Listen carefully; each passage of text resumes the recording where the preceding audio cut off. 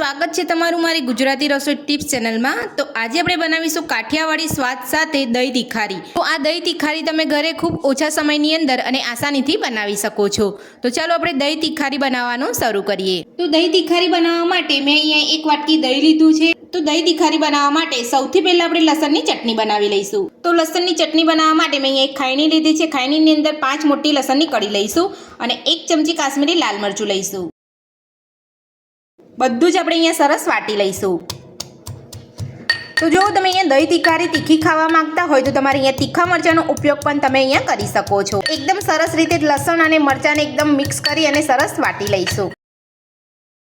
તો લસણ અને મરચું આપણે અહીંયા સરસ વાટી લીધું છે। તો હવે આપણે એક વાટકીની અંદર લઈ અને પેસ્ટ બનાવી લઈશું। તો લસણની ચટણીને વાટકીની અંદર લઈ લીધા પછી હવે આપણે તેની અંદર થોડું સ્વાદ પ્રમાણે મીઠું ઉમેરીશું। તો મીઠું આપણે અહીંયા વધારે નથી ઉમેરવાનું। 2 થી 3 ચપટી જેટલી હળદર ઉમેરીશું। અડધી ચમચી ધાણા જીરું પાવડર ઉમેરીશું।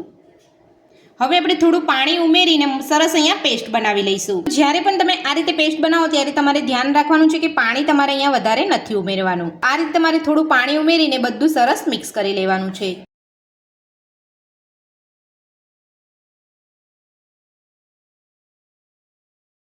તો તમે જોઈ શકો છો એકદમ સરસ પેસ્ટ બનીને આપણે અહીંયા તૈયાર છે। હવે આપણે પેસ્ટને કૂક કરી લઈશું। તો પેસ્ટને કૂક કરવા માટે મેં ગેસ ઉપર એક અહીંયા કઢાઈ રાખી છે। તેની અંદર આપણે 2 થી 3 ચમચી જેટલું તેલ ઉમેરીશું। તેલને ગરમ થવા દઈશું। તો તેલ આપણું અહીંયા ગરમ થઈ ગયું છે। તો હવે આપણે તેની અંદર નાની અડધી ચમચી રાઈ ઉમેરીશું। સાથે જ આપણે મીઠા લીમડાના પાન ઉમેરીશું। 2 થી 3 ચપટી જેટલી હિંગ ઉમેરીશું। હવે આપણે જે પેસ્ટ બનાવીને રાખી છે તે ઉમેરી લઈશું। બધું મિક્સ કરી લઈશું।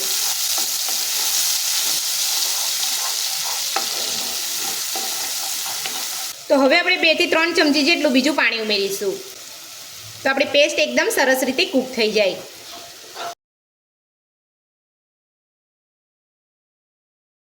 હવે આપણે મીડિયમ ગેસ ઉપર ઢાંકણ ઢાંકીને 2 મિનિટ માટે થવા દઈશું। તો 2 મિનિટ થઈ ગઈ છે। તો હવે આપણે ચેક કરી લઈશું।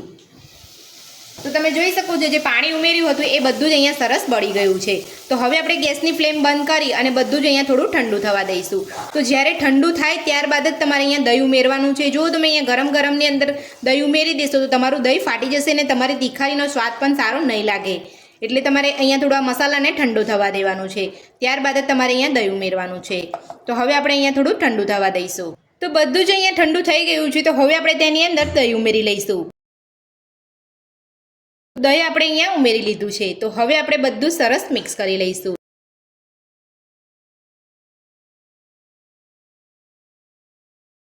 તો બધું સરસ મિક્સ કરી લીધું છે। તો હવે આપણે તેની અંદર ઝીણા સમારેલા લીલા ધાણા ઉમેરીશું। તો ધાણા ઉમેરીને બધું સરસ મિક્સ કરી લઈશું। તો દહીં તીખારી આપણી બનીને તૈયાર છે અને તમે જોઈ શકો છો આપણું દહીં અહીંયા ફાટ્યું પણ નથી। તો હવે આપણે દહીં તીખારીને સર્વ કરી લઈશું। તો કાઠિયાવાડી સ્વાદ સાથે દહીં તીખારી બનીને આપણી તૈયાર છે અને આપણે અહીંયા એક બાઉલની અંદર સર્વ પણ કરી લીધી છે। તો દહીં તીખારી બનાવવાની રીત તમને મારી કેવી લાગી મને કોમેન્ટ બોક્સમાં કોમેન્ટ કરીને જરૂરથી જણાવજો। રેસીપી પસંદ આવી હોય તો વિડીયોને લાઇક કરજો, ચેનલને સબસ્ક્રાઇબ કરજો, તમારા મિત્રોને જરૂરથી શેર કરજો। Thank you.